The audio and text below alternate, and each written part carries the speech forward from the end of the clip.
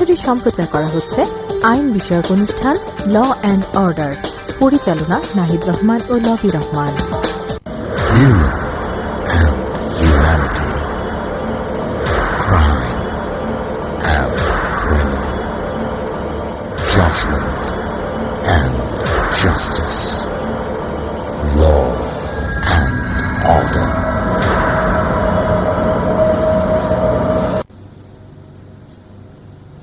প্রিয় দর্শক, আপনাদের সকলকে সাদর আমন্ত্রণ জানাচ্ছি এটিএন বাংলার নিয়মিত আয়োজন আইন বিষয়ক অনুষ্ঠান ল অ্যান্ড অর্ডারে। সাথে আছি আমি অ্যাডভোকেট মাশরুফা হোসেন। আমাদের আজকের আলোচনার বিষয় বাড়ি ভাড়া সংক্রান্ত আইন। এই বিষয় নিয়ে আলোচনা করবার জন্য আমাদের স্টুডিওতে আজকে উপস্থিত রয়েছেন barrister Asif Bin Anwar, advocate, supreme court of Bangladesh. প্রিয় দর্শক, আমাদের আজকের বিষয় নিয়ে যদি আপনাদের কোনো প্রশ্ন থেকে থাকে তবে টেলিভিশন স্ক্রিনে দেখানো টেলিফোন নম্বরগুলোর মাধ্যমে আমাদের কল করতে পারেন। তবে যথাসময়ের মতো অনুরোধ করব বিষয় সংক্রান্ত প্রশ্ন আপনারা করে থাকবেন এবং প্রশ্ন করবার সময় আপনাদের টেলিভিশনের ভলিউমটি কমিয়ে রাখবেন। আপনাকে অসংখ্য ধন্যবাদ আমাদের স্টুডিওতে আসার জন্য। আপনাকে অনেক ধন্যবাদ। আমার প্রথম প্রশ্ন আপনার কাছে, সেটা হচ্ছে আমাদের দর্শকদের উদ্দেশ্যে যদি একটু ব্যাখ্যা করতেন যে বাড়িওয়ালা এবং ভাড়াটিয়া সম্পর্কিত আমাদের দেশে কি কি আইন বিদ্যমান রয়েছে। বাড়িওয়ালা এবং ভাড়াটিয়া সম্পর্কে যে সম্পর্ক বিধান সেটি করবার জন্য যে আইনটা এই মুহূর্তে কার্যকর আছে সেটা হচ্ছে বাড়ি ভাড়া নিয়ন্ত্রণ আইন 1991। এছাড়া সম্পত্তি হস্তান্তর আইনের কোনো কোনো ধারায়ও বাড়িওয়ালা এবং ভাড়াটিয়ার মধ্যে সম্পর্ক নির্ধারণের ক্ষেত্রে কয়েকটি বিষয় আলোচিত হয়েছে। তো মূলত বাড়ি ভাড়া নিয়ন্ত্রণের ব্যাপারে আমরা এবং বাড়িওয়ালা এবং ভাড়াটিয়ার মধ্যে কি সম্পর্ক বজায় থাকবে এবং সম্পর্কের ভারসাম্যটা কিভাবে রক্ষিত হবে সেই ব্যাপারটা বিবেচনা করবার জন্য বাড়ি ভাড়া নিয়ন্ত্রণ আইন 1991 এর প্রভিশনস গুলোর উপরই আমরা বেশি রিলাই করে থাকি। আচ্ছা, এবং এটাই মূলত বেশি ফলো করা হয়ে থাকে। তো বাড়িওয়ালা এবং ভাড়াটিয়া সম্পর্কের ক্ষেত্রে ভারসাম্য অ্যাকচুয়ালি কিভাবে রক্ষিত হচ্ছে? ভারসাম্য রক্ষার জন্যই মূলত এই একটা ভারসাম্য বিধানের জন্যই কিন্তু এই আইনটি প্রণীত হয়েছিল। কিন্তু একটা ব্যাপার আমাদের লক্ষ্য রাখতে হবে যে বাড়িওয়ালা এবং ভাড়াটিয়ার মধ্যে যে সম্পর্ক আছে সেখানে দুজনের বার্গেনিং পজিশন সমান না। বিশেষত ভাড়াটিয়া একটু দুর্বলতর অবস্থায় থাকেন এবং আমরা যত সুরক্ষামূলক আইন দেখি কনজিউমার প্রোটেকশনের জন্য আছে, অর্থাৎ যেখানেই কোনো একটি চুক্তি বা অ্যারেঞ্জমেন্টের মধ্যে কোনো একটি পক্ষের সম্পর্কের ক্ষেত্রে ভারসাম্য রক্ষিত হতে হবে না বলে বিবেচিত হতে পারে সে সমস্ত জায়গাতে আইন করে সেই ভারসাম্যটি আনার চেষ্টা করা হয়। আচ্ছা, তো 1991 সালে যে আইনটি প্রণীত হয়েছে আমি বলবো যে আইনটি ভারসাম্য আনয়নের জন্য এবং মূলত ভাড়াটিয়া সুরক্ষার জন্য এই আইনটি প্রণয়ন করা হয়েছিল। তবে এখন যে বাড়িওয়ালা এবং ভাড়াটিয়ার ক্ষেত্রে সম্পর্কের ক্ষেত্রে খুব ভালো ভারসাম্য রক্ষিত হচ্ছে আইনে সেটা সম্ভবত বলা যাবে না। তার কয়েকটি কারণ আছে। একটা হলো যে আইনটি অত্যন্ত বেশিভাবে ভাড়াটিয়ার দিকে ঝুঁকে আছে, সেটা ভাড়াটিয়ার জন্য একটি সুখবর। কিন্তু সেই সাথে সাথে 1991 থেকে 2016 এই যে প্রায় 25 বছর আমরা পার হয়ে এসেছি, তার মধ্যে কিন্তু বাড়িওয়ালা এবং ভাড়াটিয়া সম্পর্কের ক্ষেত্রে খুব নতুন বিধিবিধান কিন্তু প্রণীত হয়নি। বিশেষত ভাড়ার ক্ষেত্রে যদি আমি কথা বলি, বসত বাড়ির ভাড়া আছে, তার সাথে বাণিজ্যিক ভাড়া আছে এবং বাণিজ্যিক ভাড়া একটা ব্যাপক আকার ধারণ করেছে এখন। তো সেই বাড়িওয়ালা এবং ভাড়াটিয়ার সম্পর্কের ক্ষেত্রে যে জটিলতম বিষয়গুলো অবতারণা হয়েছে খুব সম্প্রতি, সেই বিষয়গুলো পূর্ণাঙ্গভাবে কিন্তু অ্যাড্রেস করবার মতো প্রভিশনস 1991 এর আইনে যথেষ্টভাবে নেই। আচ্ছা, যদি আমরা আজকের পার্সপেক্টিভটা থেকে দেখি, অবশ্যই কাজে এই ব্যাপারে ভারসাম্য আনার জন্য আমার মনে হয় যে ফার্দার লেজিসলেশনের দরকার আছে। আচ্ছা, তো এখানে অনেক সময় দেখা যায় যে ভাড়া বাড়ানোর একটা কমপ্লেইন সাধারণত ভাড়াটিয়াদের থেকে থাকে। তো সেক্ষেত্রে আমরা যদি আইনের দিকে তাকাই, ভাড়া বাড়ানোর ক্ষেত্রে ভাড়াটিয়া কি ধরনের সুরক্ষা পেতে পারে? মূলত 1991 আইনে যেটা আছে সেটা হলো বাড়ি ভাড়া ক্ষেত্রে মূলত বাড়িওয়ালা এবং ভাড়াটিয়ার মধ্যে যে চুক্তিটি সম্পাদিত হয়েছে সেই চুক্তির প্রভিশনস গুলো প্রাধান্য পাবে। আচ্ছা, তবে এখানে লক্ষ্য রাখবার মতো বিষয় হচ্ছে যে চুক্তিটি মৌখিক হতে পারে, আবার চুক্তিটি একটি দালিলিক চুক্তিও হতে পারে, অর্থাৎ একটি লিখিত আকারে যেভাবে বাড়িওয়ালা এবং ভাড়াটিয়ার মধ্যে সাধারণত চুক্তি সম্পাদিত হয়ে থাকে সেভাবে চুক্তি হতে পারে। তো চুক্তিতে যেভাবে বলা আছে মূলত সেভাবেই বাড়ি ভাড়ার বৃদ্ধির ব্যাপারটা নির্ধারিত হতে পারে। তবে অনেক সময় যেটা হয় যে চুক্তির মেয়াদি, ধরা যাক 1 বছর মেয়াদি একটি চুক্তি হয়েছে এবং চুক্তির মেয়াদ অন্তে বাড়িওয়ালা বাড়ি ভাড়া বাড়িয়ে দিলেন এবং তিনি বাড়ি ভাড়া বাড়ানোর সময় কোনো নির্ধারিত প্যাটার্নে ফলো করলেন না, তার নিজস্ব ইচ্ছা মতো একটা বাড়ি ভাড়া তিনি ভাড়াটিয়ার উপরে চাপিয়ে দিলেন। এই ব্যাপারটি 1991 আইনে সম্পূর্ণ নিরুৎসাহিত করা হয়েছে। অর্থাৎ বাড়ি ভাড়া বাড়ানোর ব্যাপারে একটি মানসম্মত বাড়ি ভাড়ার চাইতে বেশি বাড়ি ভাড়া কখনোই বাড়িওয়ালা ভাড়াটিয়ার উপর চাপিয়ে দিতে পারেন না। এবং যদি তিনি মানসম্মত ভাড়ার বেশি ভাড়া ভাড়াটিয়ার কাছ থেকে চেয়ে বসেন, তাহলে পরে ভাড়াটিয়া কিন্তু আইনের আশ্রয় নিতে পারে এবং আদালতের কাছে আবেদন করতে পারে যাতে একটি মানসম্মত ভাড়া নির্ধারণ করে দেওয়া হয় এবং মানসম্মতভাবে ভাড়ার বৃদ্ধিকরণের বিষয়টা নিশ্চিত করে দেওয়া হয়। আর আরেকটি বিষয় লক্ষ্য রাখতে হবে যে সাধারণত চুক্তিতে যেই ভাড়া বলা থাকে এবং যেইভাবে ভাড়াটিয়া বাড়িওয়ালাকে ভাড়া দিয়ে আসছিলেন, সেই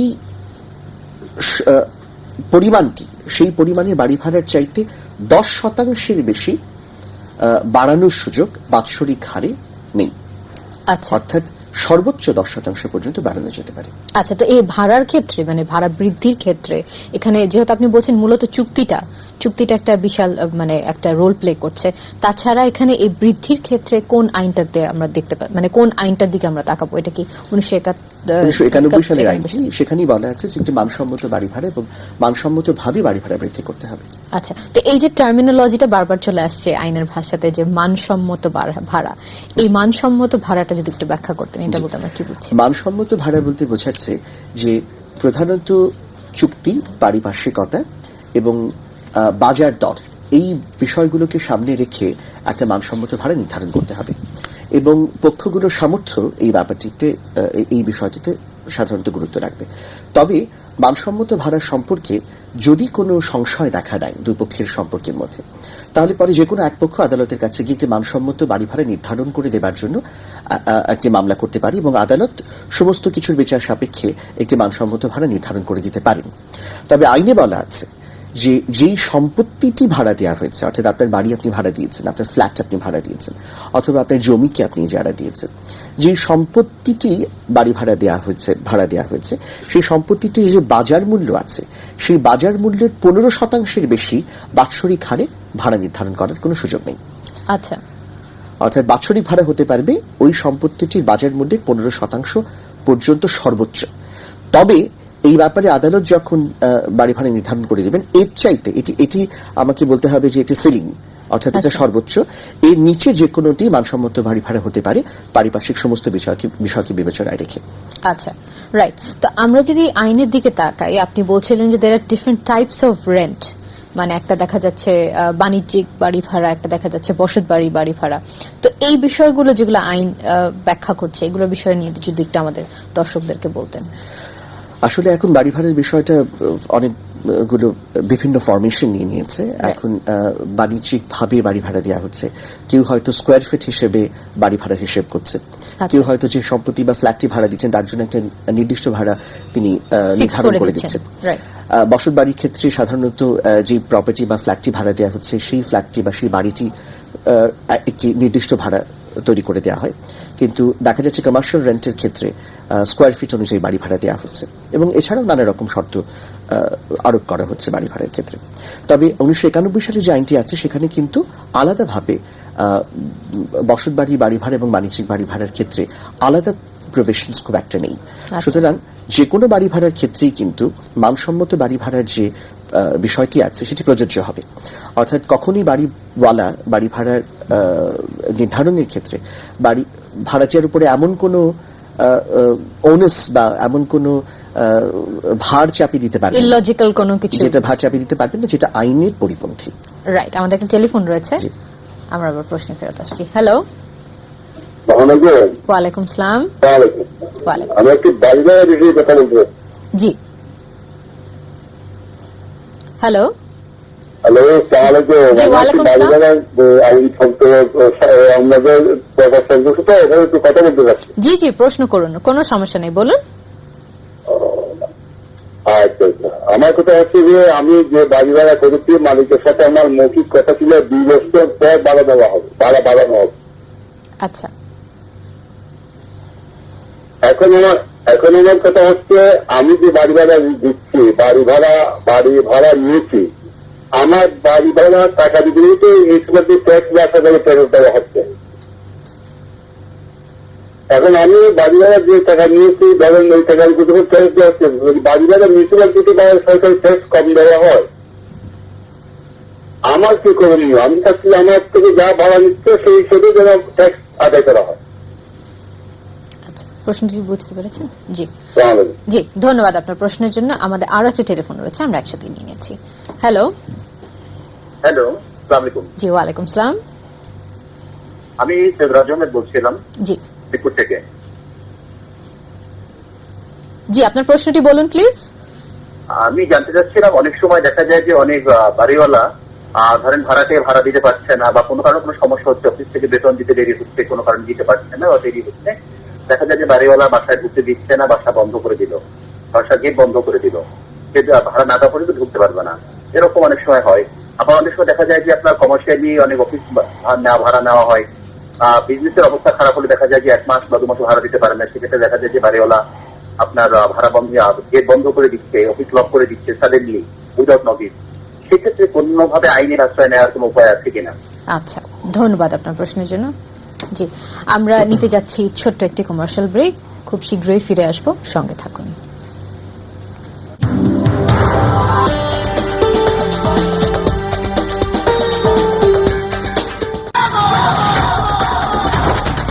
ক্রিকেট মাঠে আত্মবিশ্বাসে এখন তুমিও জ্বলে ওঠো নতুন করে, কারণ নতুন রবি সংযোগে থাকছে মাত্র 9 টাকায় 1 GB ইন্টারনেট, আরো আছে 112 টাকা সমমূল্যের ইউনিলিভার পণ্য ও একটি 29 টাকা স্ক্র্যাচ কার্ড। নতুন সংযোগ কিনতে সাথে নিয়ে আসুন জাতীয় পরিচয়পত্র আর 1 কপি পাসপোর্ট সাইজ ছবি। রবি।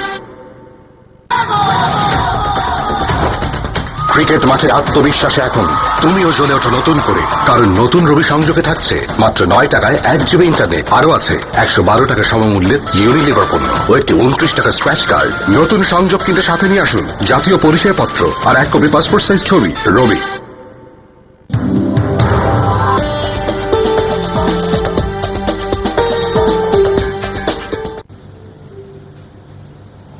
ফিরে এলাম বিরতির পর, সঙ্গে থাকার জন্য ধন্যবাদ। তো যেটা বলছিলাম আপনাকে, সেটা হচ্ছে যে আমাদের প্রশ্নকারীদের উত্তর দিতে। বিরতিতে যাওয়ার আগে দুটো প্রশ্ন পেয়েছিলাম আমি। প্রথম প্রশ্নকর্তা প্রশ্ন করেছিলেন যে 2 বছর পর ভাড়া বাড়ানো হবে, এই ব্যাপারে একটা মৌখিক চুক্তি বাড়িওয়ালার সাথে ওনার ছিল, এবং এখন উনি বাড়ি ভাড়া বাড়াতে চাইছেন, এই ব্যাপারে উনি কি পদক্ষেপ নিতে পারেন? এখানে একটা সমস্যা হচ্ছে যে 2 বছর পর যে ভাড়া বাড়ানোর কথা ছিল, এই ব্যাপারে চুক্তিটি মৌখিক ছিল। এখন মৌখিক চুক্তির ক্ষেত্রে মৌখিক চুক্তিকেও পালন করতে বাড়িওয়ালা বাধ্য থাকবেন, কিন্তু মৌখিক চুক্তির ক্ষেত্রে যে মূল সমস্যাটা আমাদের দাঁড়ায় সেটা হচ্ছে আদালতে এই মৌখিক চুক্তির অস্তিত্বকে প্রমাণ করা। এবং যেটা দেখা যাবে যে আদালতে যদি এটা নিয়ে একটা বিবাদ দুই পক্ষের মধ্যে তৈরি হয় এবং এক পক্ষ অন্য পক্ষের বিরুদ্ধে মামলায় যান, তাহলে পরে 2 বছরের আগে বাড়ি ভাড়া বাড়ানো যাবে না, এই মর্মে যে চুক্তিটি হয়েছিল, এটা উভয় পক্ষ স্বীকার না করে নিলে এটা প্রমাণ করাটা কষ্টসাধ্য হতে পারে।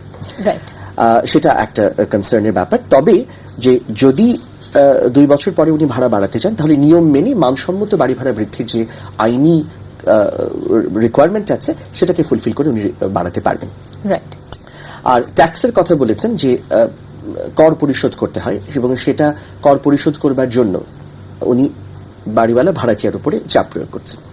এখানে উল্লেখ্য যে কর পরিশোধ করবার দায়িত্ব সম্পত্তির মালিকের, এটি কিন্তু ভাড়াটিয়া দায়িত্ব না, যদি না যে ভাড়া চুক্তি সেটাতে এই প্রসঙ্গে একটি স্পেসিফিক ক্লজ উল্লেখিত থাকে, অর্থাৎ যে প্রপার্টিটি আমি ভাড়া নিচ্ছি তার বিভিন্ন কর আমাকে পরিশোধ করতে হবে, এই মর্মে যদি আমি অঙ্গীকার করে চুক্তিবদ্ধ না হয়ে প্রপার্টি যদি ভাড়া না আনি, তাহলে পরে আমার কর পরিশোধের বা ভাড়াটিয়ার কর পরিশোধের কোনো দায়িত্ব নেই।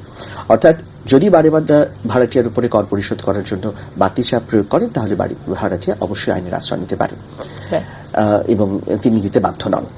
আরেকটি প্রশ্ন আমরা পেয়েছিলাম যে কখনো যদি ভাড়াটিয়ার ভাড়া দিতে দেরি হয় এবং তার জন্য তার উপরে বিধিনিষেধ আরোপ করা হয়, গেট বন্ধ করে দেওয়া হয়, নানা রকম প্রতিবন্ধকতা সৃষ্টি করা হয় এবং উচ্ছেদ করে দেওয়া হবে এরকম হুমকি দেওয়া হয়, সেক্ষেত্রে কি করার আছে? প্রথম কথা, ভাড়াটিয়া ভাড়া দিতে যদি দেরি করেন তাহলে সেটি চুক্তির একটি শর্ত ভঙ্গ করা হয়, এবং আমি অবশ্যই পরামর্শ দেব যে আপনারা চেষ্টা করবেন ভাড়াটা যথাসময় দিয়ে দেওয়ার জন্য, কেননা এটা বাড়িওয়ালার প্রতিও সম্পূর্ণ ন্যায্য আচরণ করা নয়, প্রথম কথা। তবে যদি ভাড়া দিতে কোনো কারণে দেরি হয়ে যায়, সেক্ষেত্রে বাড়িওয়ালা যে গেট বন্ধ করে দিতে পারে বা আপনার থাকার ক্ষেত্রে কোনো প্রতিবন্ধকতা সৃষ্টি করতে পারে তা না। বাড়িওয়ালা যদি ভাড়া দিচ্ছেন না বা দিতে দেরি করছেন, এর জন্য কোনো পদক্ষেপ নিতে চান, তাহলে তাকে নিয়ম মেনে আইনি প্রক্রিয়ার মাধ্যমে ভাড়াটিয়াকে উচ্ছেদ করতে হবে।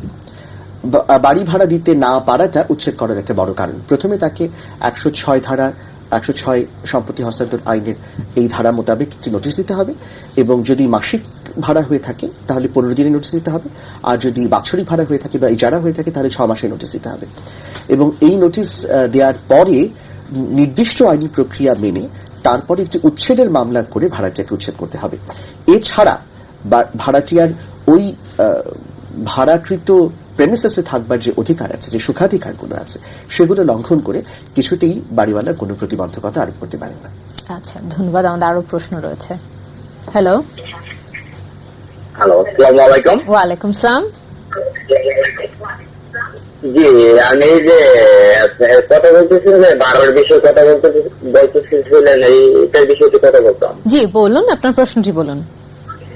যে এই যে ভাড়ার বিষয়ে মানে দেখা যাচ্ছে বাড়িওয়ালারা মানে এমন ভাবে ভাড়া নিচ্ছে যে আপনাদের গ্যাস, কারেন্ট বিল এগুলা ছাড়াই আপনার নর্মাল যে রুম গুলা 5,000 টাকার নিচে কোনো রুম নাই, মানে উপরে যাচ্ছে, তো কমতেছে না। আচ্ছা, এটার বিষয়ে কিছু বলবেন কি? জি ধন্যবাদ আপনার প্রশ্নের জন্য।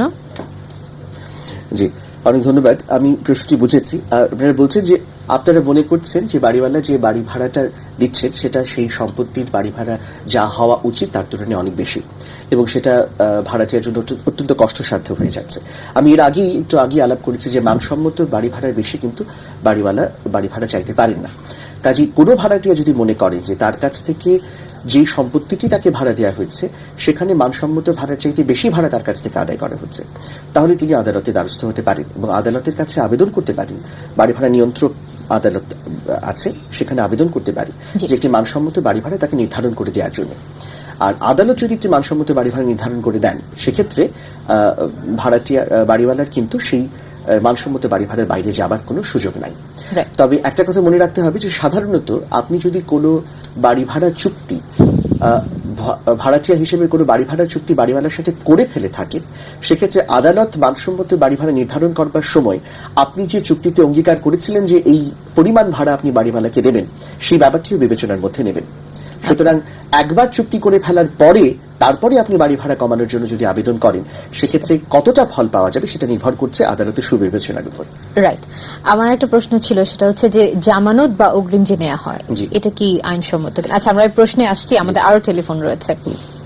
হ্যালো। হ্যালো। আমি বনশ্রী থেকে বলছি, ডাক্তার মিলন। জি, আপনার টেলিভিশনের ভলিউমটা একটু কমিয়ে কথা বলুন প্লিজ। জি, আমার প্রশ্নটা হচ্ছে যে একই জায়গায় দেখা যাচ্ছে যে বাড়িওয়ালারা কোনো প্রতি বছর ভাড়া বাড়ায়, কেউ 1,000 টাকা, কেউ 2,000 টাকা, কেউ 3,000 টাকা বাড়ায়, এবং ইচ্ছা মতো বাড়ায়। দেখা যাচ্ছে বছরের মাঝখানে বাড়ায়, প্রতি বছর বাড়ায়, কিন্তু তারা সেই হিসাবে কোনো প্রতি বছরের যে সমস্যা করা সেটা করে না, কিন্তু বাড়ি ভাড়া বাড়াই যাচ্ছে। এই ব্যাপারে কোনো আইন আছে? আচ্ছা, ধন্যবাদ আপনার প্রশ্নের জন্য। আমাদের আরো একটা টেলিফোন রয়েছে। হ্যালো। হ্যালো। আসসালামু আলাইকুম। ওয়ালাইকুম সালাম। আমাদের বাড়িওয়ালারা আমাদের ঠিক দিতে চায় না। আবার বলুন প্রশ্নটি। আমাদের বাড়িওয়ালারা আমাদের অধিকার ঠিক দিতে চায় না, তাদের সম্পর্কে কোনো আইন আছে? কি রকমের অধিকার দিতে চান না? কি ধরনের অধিকার দিতে চায় না? যেমন ধরনের। জি, আবার বলুন। কি রকম অধিকার দিচ্ছে? বিভিন্ন ধরনের, যেমন আমাদের হ্যালো, থাকা জায়গায় স্থানগুলো পরিষ্কার সবসময় থাকে। আচ্ছা, এবং আরো অন্য ধরনের। না, অন্যান্য ধরনের আমাদের একটু স্পেসিফিক্যালি বলুন। আসলে কি তারা যেমন বাড়ি ভাড়া অতিরিক্ত বাড়িয়ে ফেলায়। আচ্ছা, বুঝতে পেরেছি, ধন্যবাদ। তো যেটা বলছিলাম, জি। আচ্ছা, দুটো প্রশ্ন পেয়েছি আমরা। একটা প্রশ্নে বলেছেন যে অন্যায্যভাবে এবং স্বেচ্ছাচারীভাবে বাড়ি ভাড়া বৃদ্ধি করছেন বাড়িওয়ালারা, সে ব্যাপারে কি করার আছে। আর আরেকটি প্রশ্ন করেছেন আরেকজন প্রশ্নকর্তা, আমি যতটুকু বুঝতে পেরেছি সেটা হলো যে তিনি বলেছেন যে ভাড়াটিয়া হিসেবে বাড়িওয়ালার কাছ থেকে যে প্রাপ্য সুবিধাগুলো তার পাবার কথা, সেই সুবিধাগুলো বাড়িওয়ালা দিতে অস্বীকার করছেন। এখন প্রাপ্য সুবিধা বলতে উনি আইনি মাত্রায় কতটুকু সুবিধার কথা বুঝিয়েছেন সেটা বিবেচ্য বিষয়। আমি সেই দ্বিতীয় প্রশ্নে পরে আসছি। প্রথম প্রশ্ন হচ্ছে বাড়ি ভাড়া বৃদ্ধি যদি করা হয়। আমরা একটু আগে আলাপ করেছি যে স্বেচ্ছাচারীভাবে বাড়ি ভাড়া বৃদ্ধির কোনো সুযোগ কিন্তু বাড়িওয়ালার একদম নেই, এটা সম্পূর্ণ বেআইনি। অর্থাৎ বাড়িওয়ালা এবং বাড়িওয়ালা এবং ভাড়াটিয়ার মধ্যে সম্পর্ক বিধানের ক্ষেত্রে বাড়িওয়ালা যদি বাড়ি ভাড়া বাড়াতে চান তাহলে সেটা ভাড়াটিয়ার সাথে আলোচনা সাপেক্ষে একটি সহনীয় মাত্রায় বাড়াতে হবে, এবং তার চাইতে বেশি যদি বাড়ানো হয় তাহলে কিন্তু ভাড়াটিয়া আইনের আশ্রয় নিতে পারেন, এবং 10% বেশি বাড়ানোর সুযোগ কখনোই নেই, এবং মানসম্মত বাড়ি ভাড়া বৃদ্ধি সাধারণত 10% কম হবে বলেই বিবেচনা করা হবে। সুতরাং যদি কোনো ভাড়াটিয়া মনে করেন যে বাড়ি ভাড়াটা বাড়ানো হয়েছে এবং সেই বাড়ি ভাড়া যে পরিমাণে বাড়ানো হয়েছে সেটি অন্যায্য, উনি বলছিলেন যে 1000, 2000, 3000 একসাথে অনেক টাকা করে বাড়ি ভাড়া হয়, এবং আমি ঠিক জানি না যে উনি কত টাকা ভাড়া দিয়ে আসছেন। সুতরাং উনি কত টাকা ভাড়া দিয়ে আসছেন সেটার উপর নির্ভর করবে যে কত শতাংশ তার বাড়ি ভাড়া বৃদ্ধি পেয়েছে। যদি এটা সহনীয় মাত্রা চাইতে বেশি পরিমাণে থাকে এবং মানসম্মত না হয় তাহলে তিনি অবশ্যই আদালতে দ্বারস্থ হতে পারবেন। দ্বিতীয় কথা হলো, দ্বিতীয় প্রশ্নকর্তা যেটি বলছিলেন যে উনার যে সুবিধা পাবার কথা সেটা তুমি পাচ্ছেন। এখন সুবিধা দুটো উপায়ে উনি ভোগ করতে পারেন। এক, যদি চুক্তিতে বলা থাকে যে এই সুবিধা বাড়িওয়ালা ভাড়াটিয়াকে দেবেন, সেক্ষেত্রে সেই সুবিধাগুলো উনি না পেলে উনি চুক্তির শর্ত বাস্তবায়নের জন্য বাড়ি ভাড়ার বিরুদ্ধে মামলা করতে পারবেন।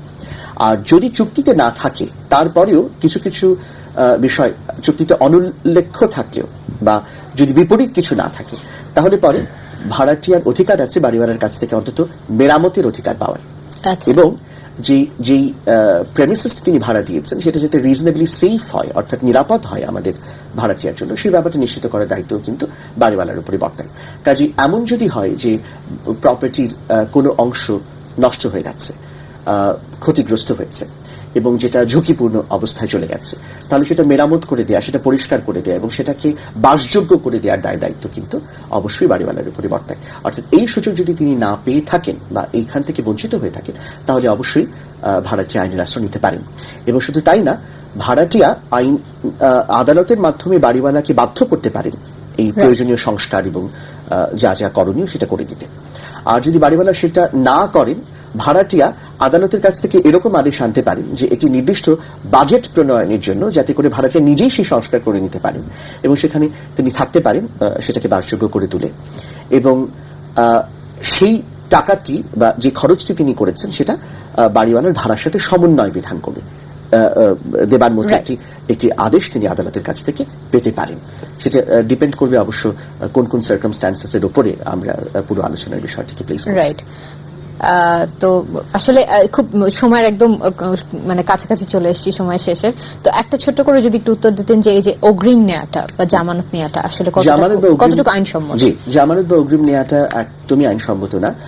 কোনো বাড়িওয়ালাই ভাড়াটিয়ার কাছ থেকে জামানত আকারে টাকা রাখতে পারেন, বা কোথাও কোথাও সালামি বলা হয়, এরকম কোনো বাড়তি টাকা তিনি ভাড়াটিয়ার কাছ থেকে রাখতে পারেন না। তবে যদি অ্যাডভান্স বা অগ্রিম টাকা নিতে চান তাহলে সর্বোচ্চ 1 মাসের ভাড়া পর্যন্ত অগ্রিম টাকা তিনি নিতে পারবেন, এর চাইতে বেশি নেবার কোনো আইনি সুযোগ নেই। রাইট। তো আমাদের আসলে আরো অনেক প্রশ্ন ছিল কিন্তু সময়ের একদম শেষ প্রান্তে চলে এসেছি। আপনাকে আবার অনেক ধন্যবাদ আমাদের স্টুডিওতে আসার জন্য। আপনাদেরকে অনেক ধন্যবাদ, এটিএন বাংলাকে অনেক ধন্যবাদ। প্রিয় দর্শক, খুব গুরুত্বপূর্ণ একটা আলোচনা করছিলাম। আশা করি আমাদের আজকের এই আলোচনার মাধ্যমে এই বিষয়টি নিয়ে আপনারা কিছুটা হলেও সচেতন হতে পেরেছেন। এরকম আরো অনেক বিষয় নিয়ে ফিরে আসবো আপনাদের সামনে। দেখতে থাকুন ল অ্যান্ড অর্ডার। দেখা হবে আবারও।